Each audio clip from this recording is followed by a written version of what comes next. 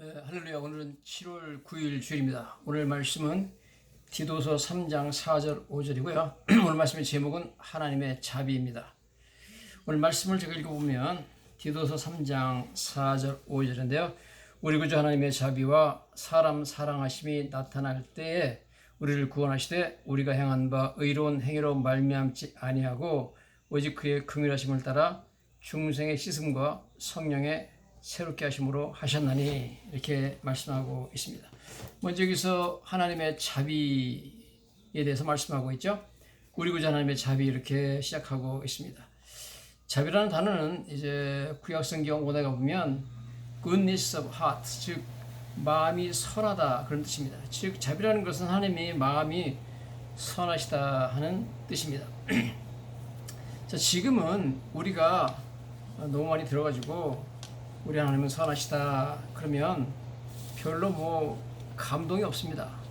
자, 그러나 성경은 하나님은 선하시다는 것을 갖다 굉장히 강조하고 있습니다. 예를 들어서 시편 136편 1절에는 여호와께 감사하라, 그는 선하시며 그 인자하심이 영원하미로다, 이렇게 말씀을 하고 있습니다.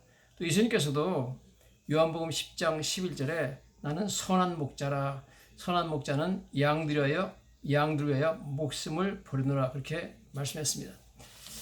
자, 이제 우리가 이 성경을 쓸 당시 고대에 중동지방이나 혹은 그리스 로마 시대에 그들이 섬기고 있었던 그 신들, 많은 신들 있죠? 그 신들은 기본적으로 악했습니다. 선하지를 않았습니다. 그래서 그런 이방의 신들이 자기를 따르는 그 사람들을 위해서 목숨을 버린다, 사랑한다, 그런 것은 그 사람들은 들어보지도 못한 이야기였습니다. 그런 의미에서 그런 그 당시 이방 신들과 비교할 때 하나님이 선하시다는 것은 하나님께서 아무리 강조해도 지나치지 않는 굉장히 중요한 하나님의 하나의 자질이었다, 그렇게 우리가 볼 수가 있습니다.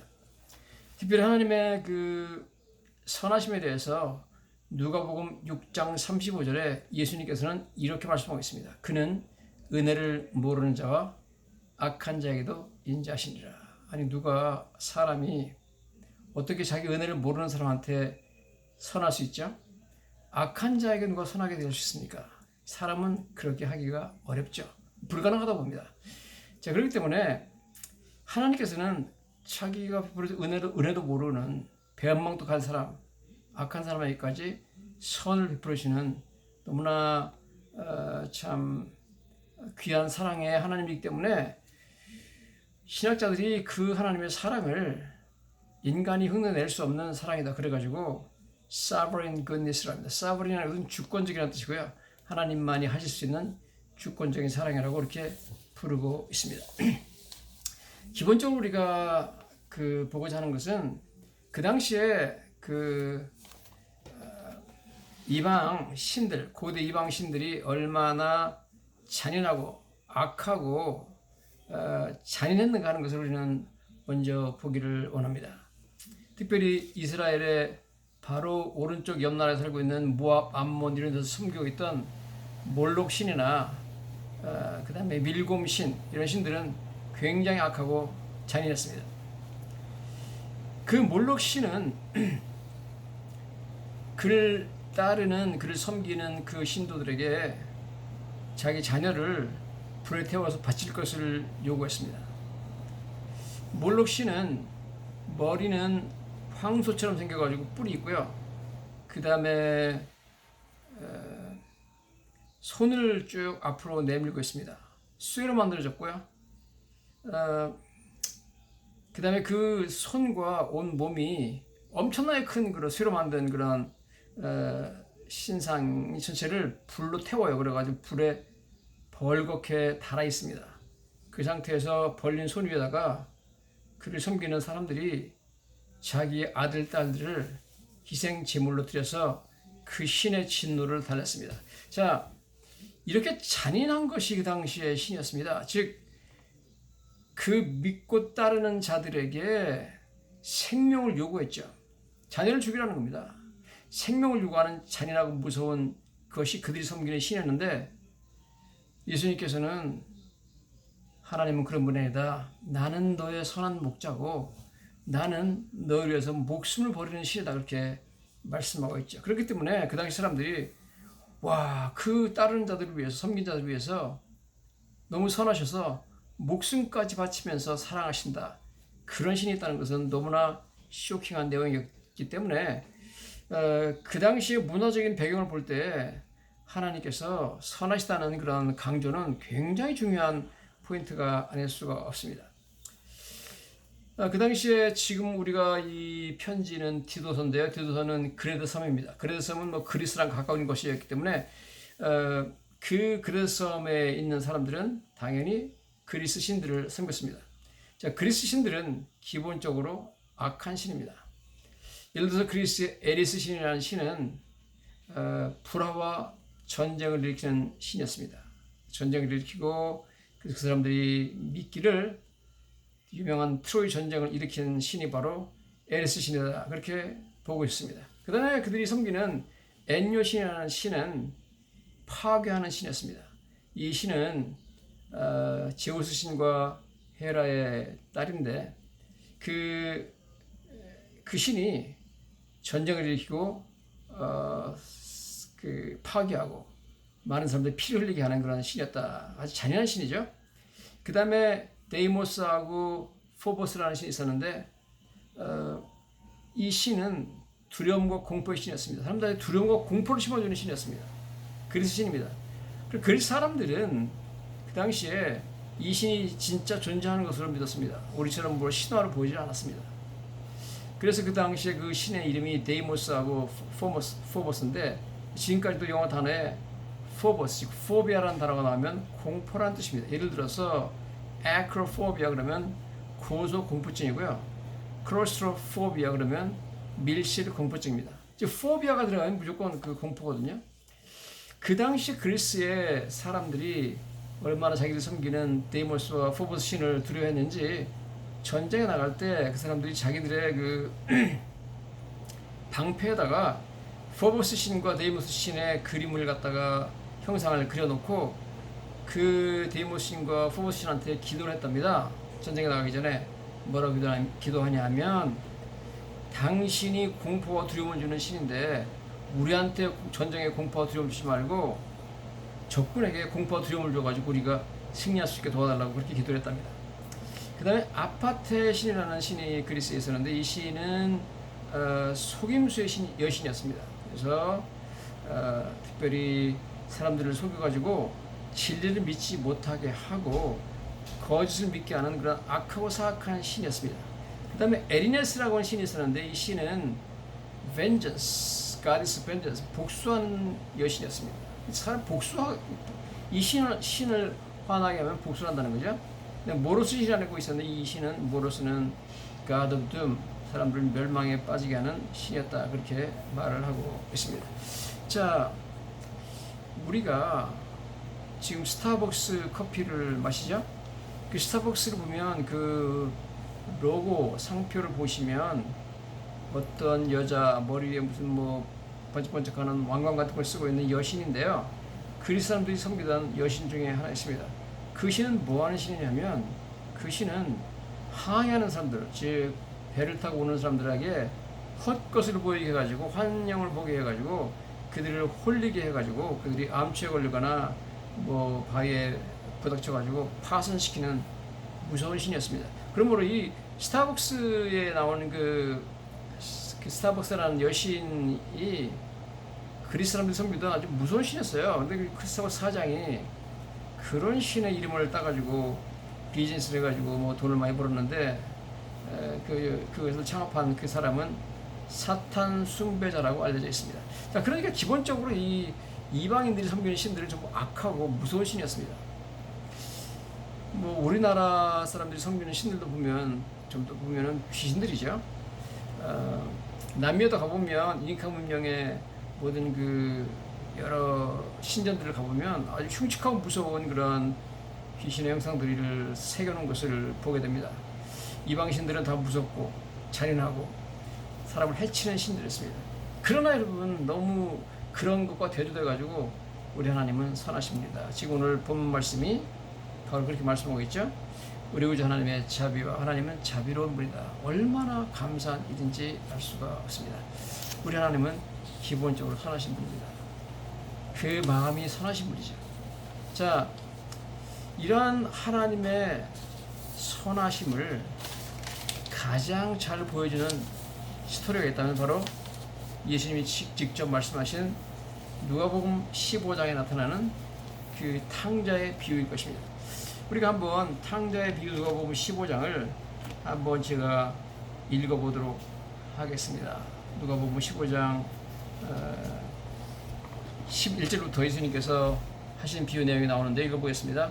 또 이르시되 어떤 사람에게 두 아들이 있는데 둘째가 아버지에게 말하여 아버지여 재산 중에서 내게 돌아올 분깃을 내게 주소서 하는지라 아버지가 그 살림을 각각 나눠주었더니 그 며칠이 안 되어 둘째 아들이 재물을 다 모아가지고 먼 나라에 가 거기서 허랑방탕하여 그 재산을 낭비하더니 다 없앤 후 그 나라에 크게 흉년이 들어 그가 비로소 궁핍한지라 가서 그 나라 백성 중 한 사람에게 붙여 사니 그가 그를 들러 보내어 돼지를 치게 하였는데 그가 돼지 먹는 쥐염 열매로 배를 가득 채우고자 하되 주는 자가 없는지라. 이에 스스로 돌이켜 이르되 내 아버지에게는 양식이 풍족한 품꾼이 얼마나 많은가.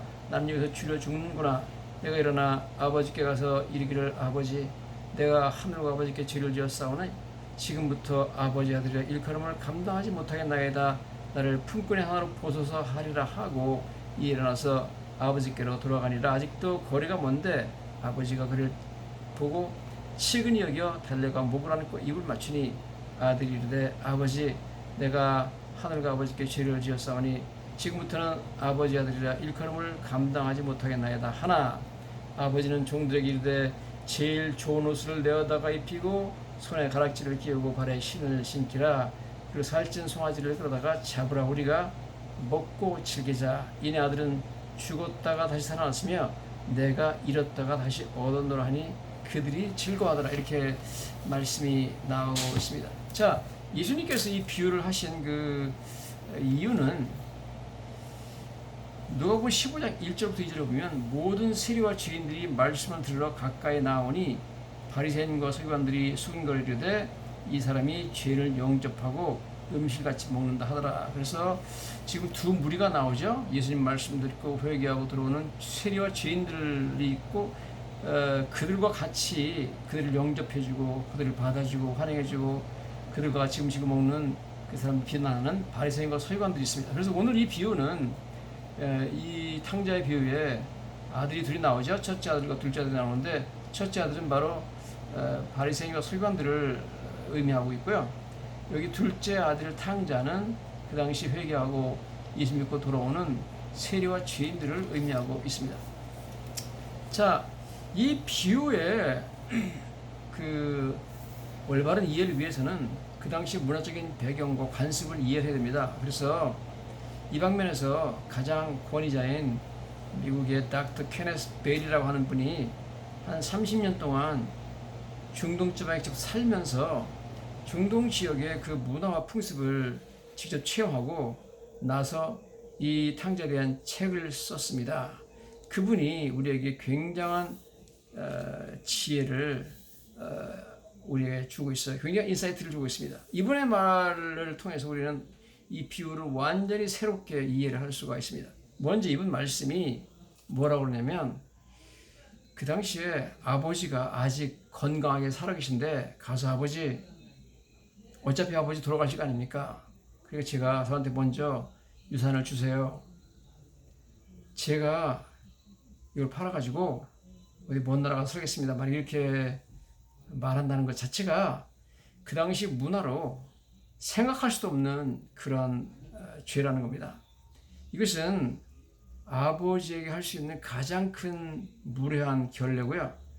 아버지 빨리 왜 안 죽으시고 지금까지 살았냐 하면서 빨리 죽으라고 아버지한테 말하는 것과 똑같이 아버지를 엄청나게 모독하는 그런 행위이기 때문에 유대인들이 지금도 그런 것들은 감히 생각할 수도 없고 상상할 수도 없는 그러한 도발적이고 아주 발칙한 그런 발언이었다 하는 것입니다. 자, 그래서 이 케네스 베일리 박사의 말에 의하면 만약 지금이라도, 그 당시는 더 했겠지만 지금이라도 아버지가 건강하게 살아계신데 아들이 와가지고 유산을 달라 만약 그렇게 하면 아버지의 반응이 어떻게 나오냐면 아버지께서 그 말 하자마자 당장 불러가지고 그대로 손바닥으로 뺨을 때리고 당장 나가라 이놈아, 너는 더 이상 내 아들이 아니다. 이제 아버지와 아들의 의리를 끊자. 너 같은 놈한테는 내가 일전 한 푼 유산을 줄 수 없다. 그렇게 내쫓는 것이랍니다. 그게 무난하는 거죠. 뭐 얼마든지 이해가 됩니다. 그렇게 충분히 우리나라에서도 뭐 그럴 수 있다 이렇게 봅니다.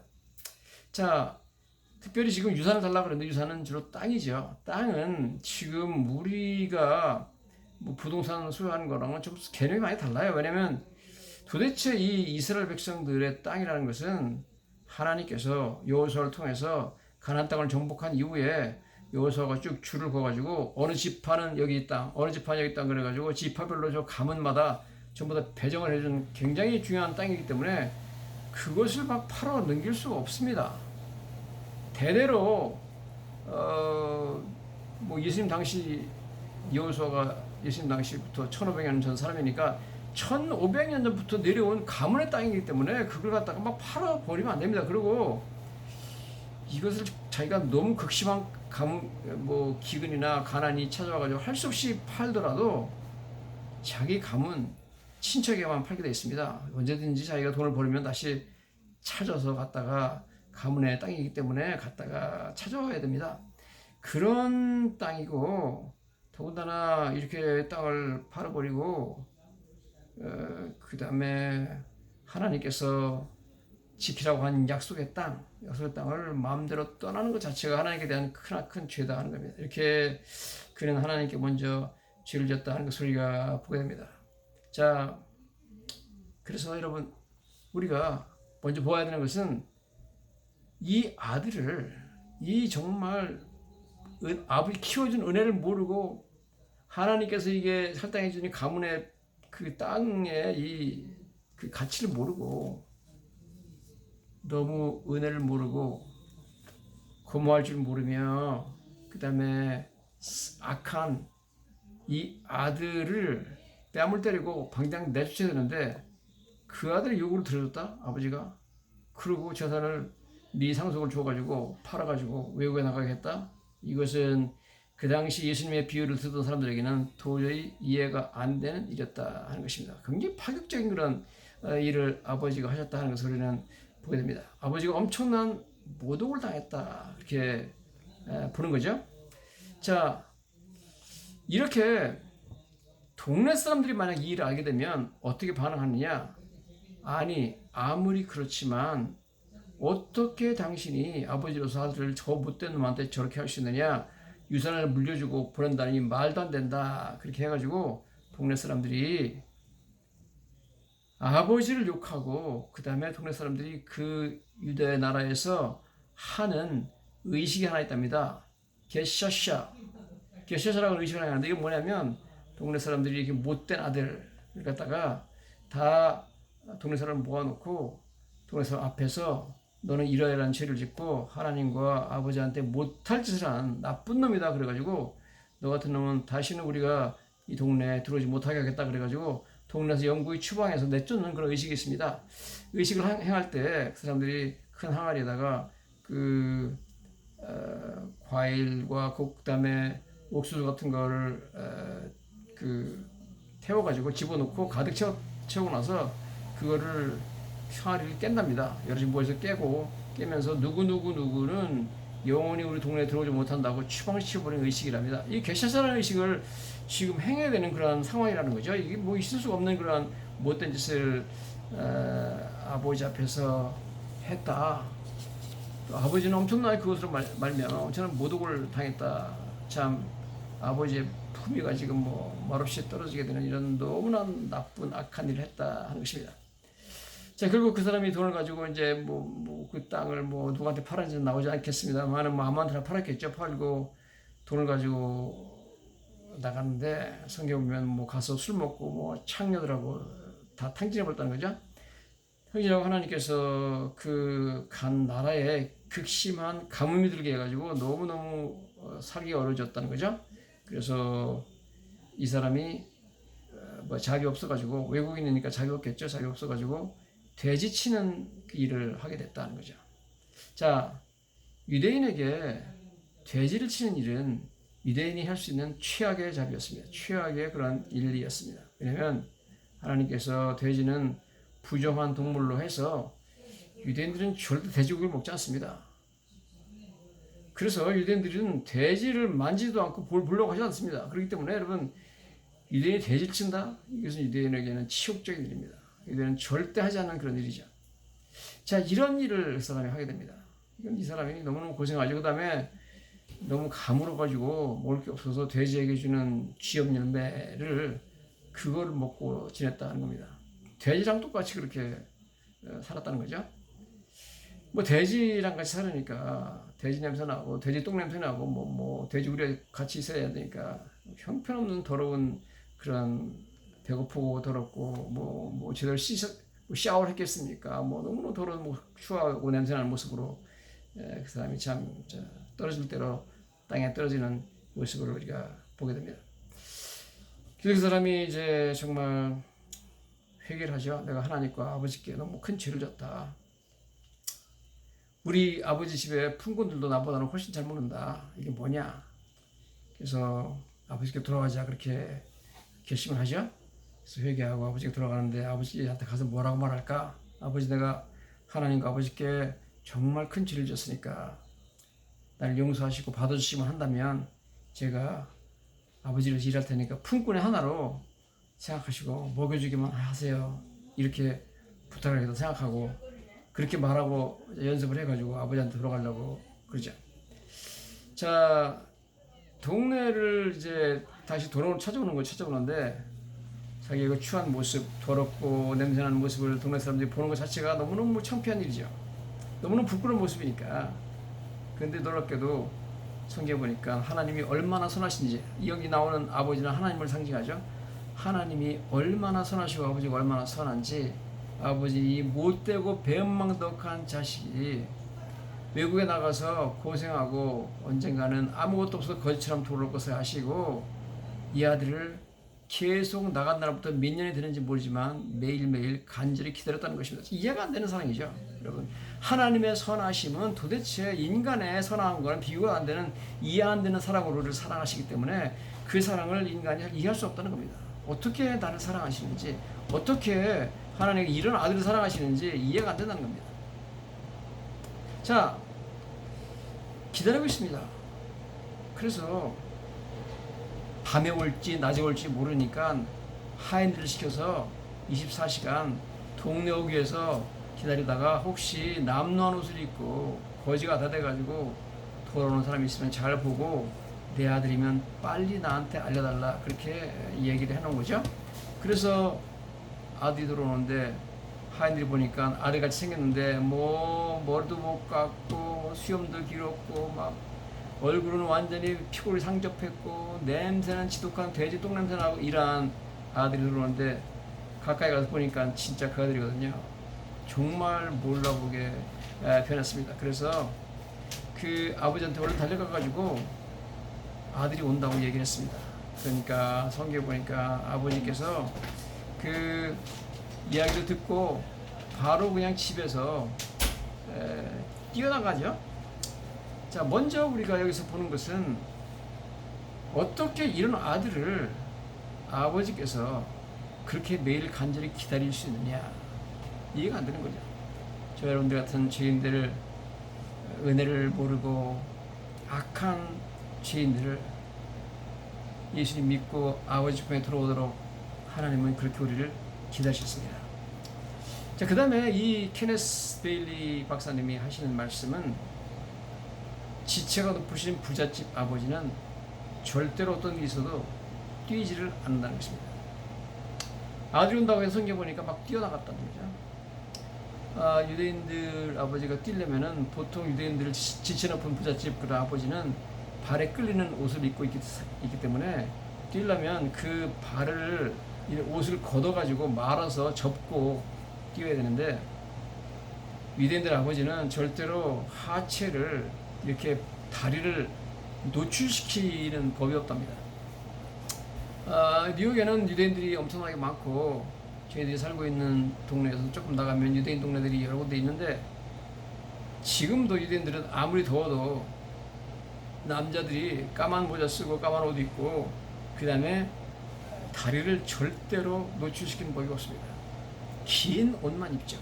유대인 여자들도 마찬가지로 절대로 미니스커트 입고 뭐 다리 노출시키는 법이 없습니다. 유대인 여자들은 지금도 긴 치마 입고 다리까지 끌리는 발목까지 덮이는 그런 치마를 입고 다닙니다. 전부 다 그럽니다. 예외가 없습니다. 지금도 그러는데 그 당시는 뭐 더했죠. 그 당시에 그런 상황에서 그 아버지가 뛰어갔다? 너무나 예외적인 상황이라는 거죠. 이것은 아버지의 품위를 다 버리고 뛰었다는 겁니다. 다리를 다 보이면서 뛴다. 이것이 어마어마하게 파격적인 문화 파괴였다는 겁니다. 아버지는 너무나 아들을 사랑해서 돌아온 아들을 맞기 위해서 자기가 동네 사람들이 보면 저 아버지가 미쳤나 하면서 욕할 수밖에 없는 그러한 모든 모욕과 수치를 다 생각하지 않고 뛰었다는 겁니다. 뿐만 아니라 성경 보면 이 아버지가 가서 이 아들을 껴안고 목을 어금맞게서 껴안고 입을 맞췄다 그러고 있습니다. 여러분 얼마나 더럽고 얼마나 악취가 나고 냄새나는 그 아들을 뭐가 좋다고 껴안고 그 다음에 입을 맞추느냐 이해가 안 된다는 거죠. 여러분 우리가 하나님께 예수 믿는다고 처음에 돌아올 때 우리도 하나님 앞에 너무 냄새나고 추악한 죄인이었다는 겁니다. 그래 하나님께서는 너무 선하셨어. 예수 믿고 하나님께 돌아오는 우리 한 사람 한 사람을 그 더럽고 추한 모습 그대로 안아주시고 끼워안아주시고 입을 맞춰주시고 환영했다. 이해가 안 되죠.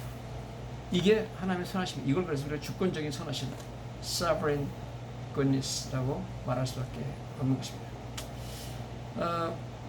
성경에도 보면 죄를 짓고 악한 짓을 하고 나서 쫓겨난 아들은 어떻게 해서 나중에 돌아오더라도 아버지가 만나주지 않습니다. 예를 들어가지고 다윗의 아들 압살롬이 죄를 짓죠.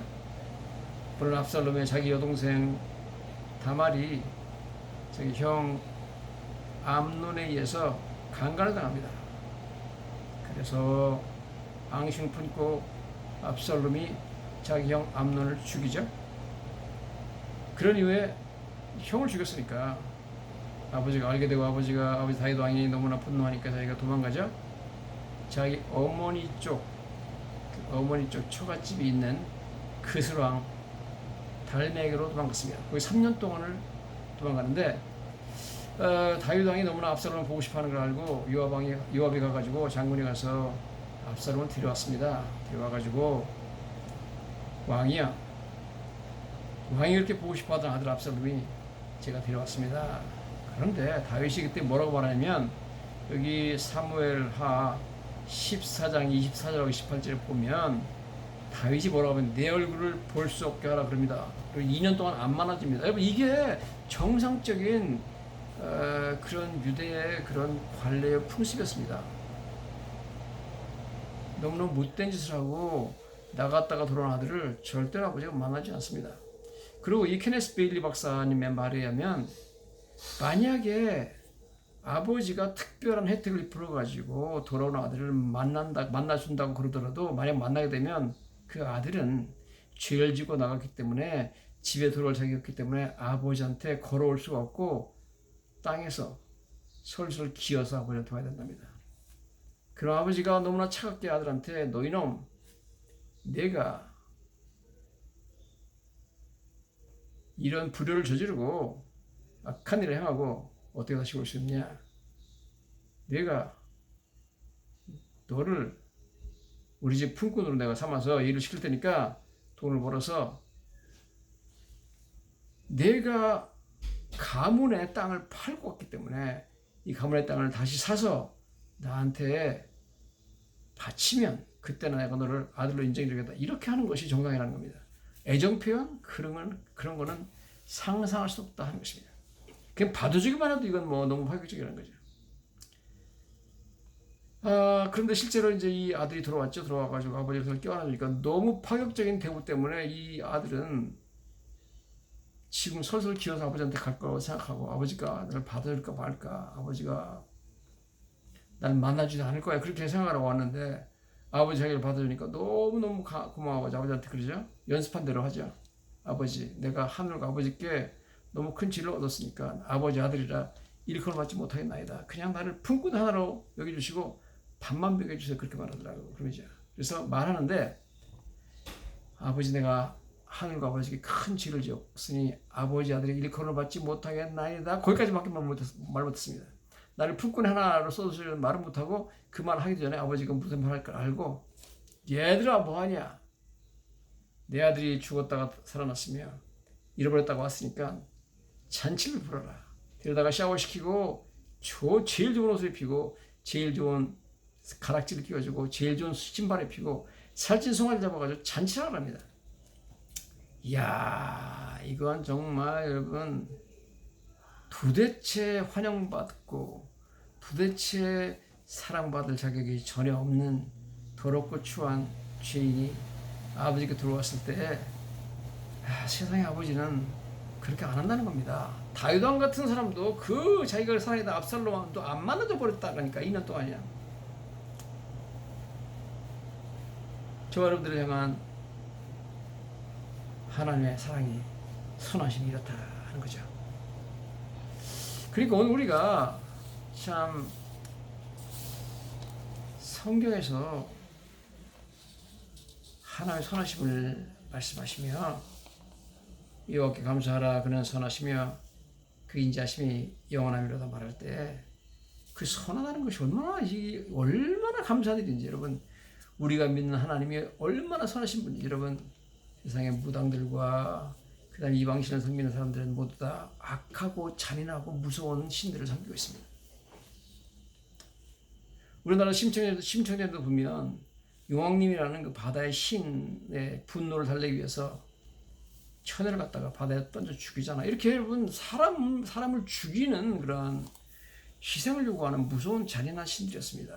안 그러면 푸나일게 해가지고 어부들 다 죽이겠다는 거죠. 그러니까 바다에 무서운 신이 있다고 생각했던 거죠. 여러분, 그런 신이, 잔인하고 무서운 신들이 이방이 섬기는 신이었는데, 그런 신과 대조적으로